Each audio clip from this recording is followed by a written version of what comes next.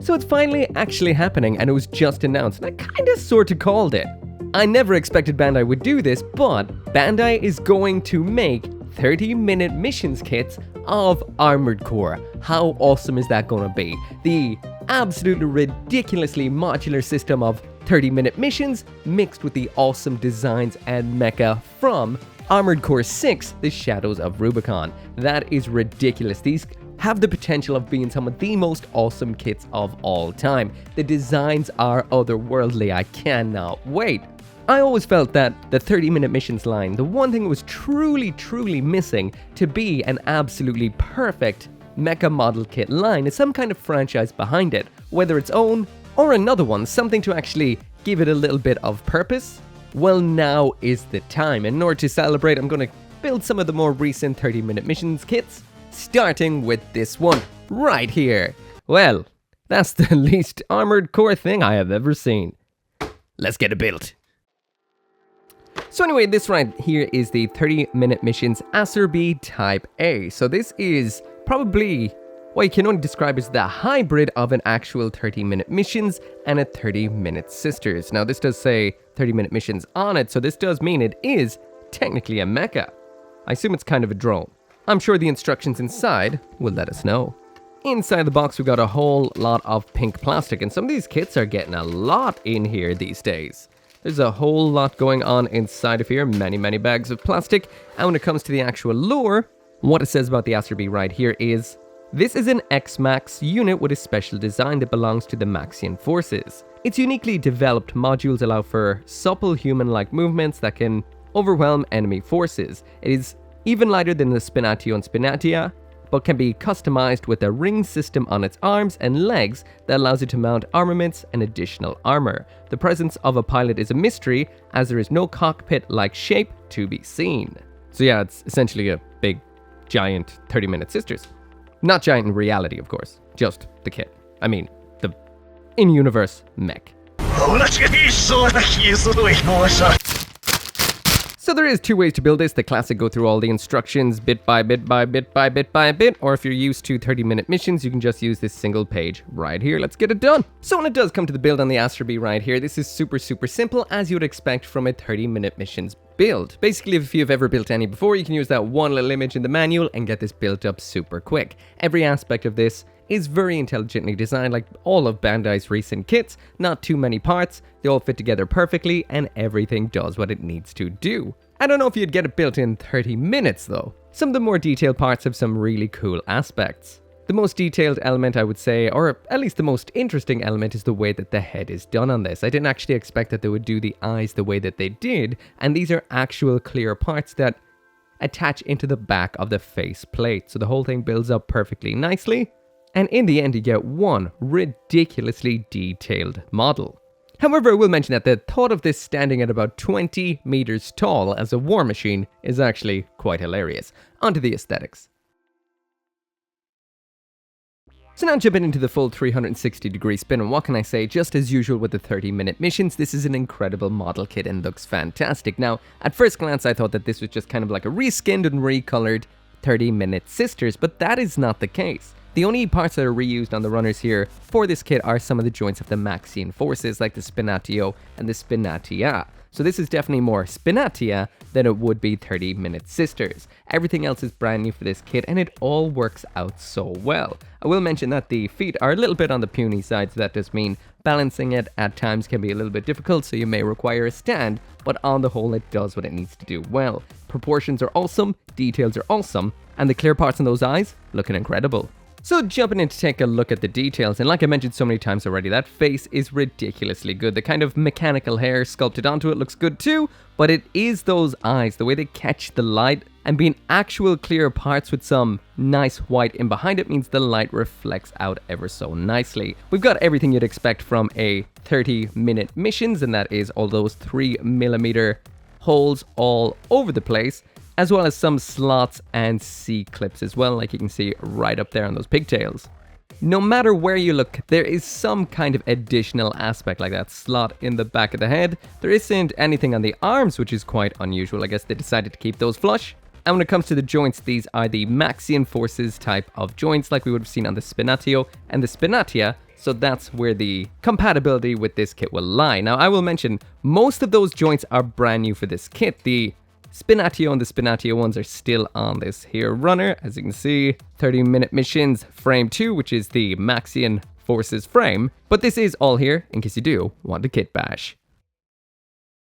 So as for the accessories that you get with the Aster B, there's actually more in here than I ever thought there would be. When it comes to the weapons, we've got this kind of pistol as well as a blade. We've got some additional armor, a whole bunch of adapters for giving this more connectivity to other parts, and as well as the 2 fists that are already attached, we do have 3 alternate hands, which is pretty damn good. So when it does come to the hands in here, we have the standard set of fists first off, which do fisty kind of things. These are for holding onto the weapon, so they hold onto those perfectly. Now, I will mention, we do also have one of those other fists that holds on at a slightly different angle. So that's the standard one right there. And that right there is the alternate one. So of course, that means when you're holding on to some blades like this one, you can get some nicer, more expressive slashing and just, well, in general, nicer extended poses. I will, however, mention that none of the alternate hands in here, as well as the widespread ones, have any backs. You've got the 2 backs to, well, swap between all 5 of the hands. So the first of the weapons we have in here is this. This is the Blade Submachine Gun. At first glance to me it looks a bit more like a SOCOM or something like that, but I guess it's a giant mech. It can be a submachine gun if it wants to be a submachine gun. Details wise, like this kit, at first glance it does look a little bit on the plain side, but there is so much detail in there in all of that, well, sea of pink. Panline this, or paint up some of the details on it, and this could look incredible. We've nothing from the side either, but sometimes you do get stickers for these kits sold separate. I will also mention she is a little bit hard to get standing up because of those puny little feet. You can do it, but the chance of knocking it over is, well, pretty damn high. So for the remainder of the review, I'm going to be using this here stand. This is Good Smile Company's simple stand. I use it all the time. Highly recommend. 3 in a pack for around €12 or $. Super recommend these. So this, of course, is called the Blade Submachine Gun, and this right here is what puts the blade in the Blade Submachine Gun. That just slides on like so, and it's kind of like a little bit of a beam bayonet. The little beam section just looks like this right here.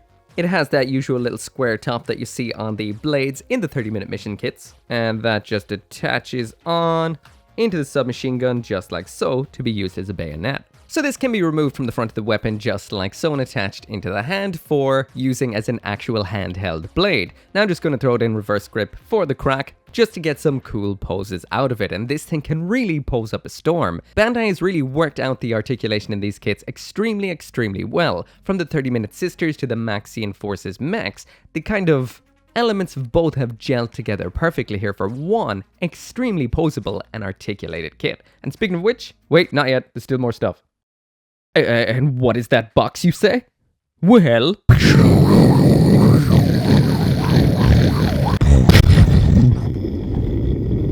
why, it's the official Bandai multi-builders case. It's essentially the 30-minute missions storage box. This honestly is awesome. I got 3 of these off of HobbyLink. You link in the description if you want some. And these are great. They're basically just a big old plastic box, inexpensive, and these have so much storage solution for your stuff. You can store up to, well, it looks like 4 30-minute missions in here. You can fit your gunpla. The top layer has some little storage segments as well that can be divided up into small, tiny sections for all your little bits and pieces. It is really handy. If you just want to keep your stuff in a box, they can whip out onto your desk while you're building. You need your desk well for afterwards. You can pop it right back into the box, incomplete, ready to tick out another day. Super handy. So moving through the stuff that we have in here, this once again is just like a whole bunch of little adapters that have been attached together into this little armor section. That's actually quite cool. So basically this right here is a multi-use, or should I say 2-use armor segment, the way it's built right here. First off, you can attach it onto the upper back like this, and now you've got kind of back armor with little kind of wings and some shoulder holders, which looks pretty cool and adds some bulk up top. The other option is you can actually use this on the hold down on the back of the waist unit as well. That attaches on and adds some side skirting armor and some armor around the waist and back. So both of those are the 2 choices with that. So that is a nice little bit of kind of customizability right out of box. So last up in here when it comes to accessories is a bunch of different elements that kind of add to this thing's customizability. Basically a bunch of adapters. First off, we have some upper arm and upper leg adapters which attach on just like so. These are exactly what we would have seen. They're not the exact parts, but do exactly the same thing as we would have seen with the 30-minute Sisters line. All of those have these kind of little bits, so you can add on the extra armor or attach on other, well, anything that has a 3mm hole. So anything across Gunpla, 30-minute missions, etc. by Bandai, and beyond can fit onto this kit. Next up then we do have an alternate chest part, so you just pop off the part that's on there, attach on this one right here, and that means you've got another 3mm hole. Now this might be able to be usable with chest armors off of the 30-minute missions kits, but it definitely adds a lot more customizability to this as well. So basically, as is always the case with these kits, the customizable sky is the limit.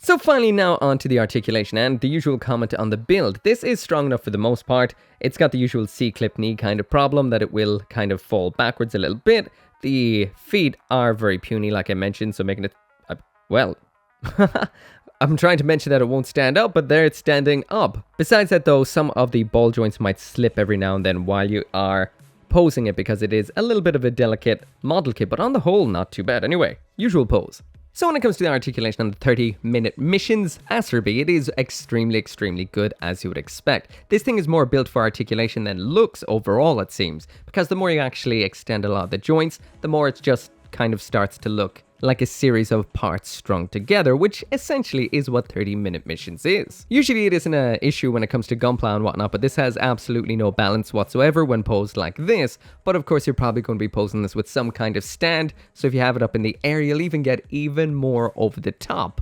articulation out of this kit. It's definitely really good at posing. Some aspects are a little awkward while posing, but you will get incredible poses out of it. Somehow I almost totally forgot you're actually able to move the visor around. Now this isn't a smooth motion, it's done in increments. So we've got all the way up, middle, and all the way down like so, blocking the eyes. In order to do this, you have to take it off and reattach it. We've got 3 little slots underneath for doing so, and it is quite easy to do. So next I'm going to take a look at this right here, the Extended Armament Vehicle Tilt Rotor version. So when it comes to the build of one of these extended armament vehicles, these are really cool because they're essentially a bunch of usable different 30-minute mission elements all attached together into a kind of vehicle. We've seen a bunch before. Some of them look like 4-legged beasts, some look like submarines, different kind of spaceships, etc. This one right here, this one looks pretty much like an osprey. Once you get it fully put together, slap it on a base, you do pretty much have an osprey-esque thing right here. I'm actually wondering if they'll ever release one in green. Looking pretty cool, and with a whole lot of cool, awesome elements involved. Besides that though, all the usual 30-minute mission stuff is on here. You've got 3mm holes all over the place. You've got C-clips in the upper section of those big turbines. In the sides of the tail section right there. There is so many moving parts and so many little additional aspects. This thing can do a lot.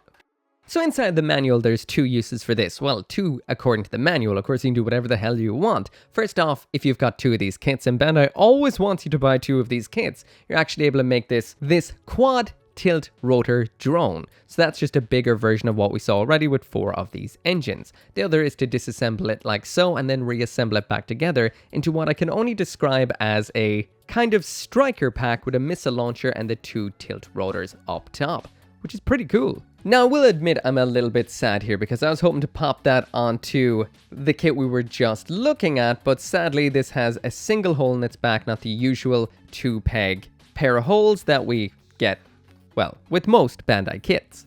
Which also really does serve to show that this is such wasted potential, this backpack segment for using with that. If it was a little wider, those 2 holes right there, this, well, it would be a single hole to double hole adapter for using with her, but sadly, can't do that. However, that does give me the excuse to use it on the greatest high grade of all time, the absolutely awesome Gundam Calibarn. Now, the last one of these armament vehicles that I took a look at, I tried with the Gundam Rubris. You're actually able to attach the rockets, or should I say the big engine segments, onto its legs, and it's probably the same on here as well. But we're just going to go for the backpack for now. So just a little bit of mild disassembly first, so popping off the Calibarn's backpack, it all comes off super simple like so. There's our 2 holes, and before I actually attach this on to check out what it's like, we do have this little segment left over, which just so happens to have those 2 little peg segments. So I'm just curious as to what it'll be like if I actually just stick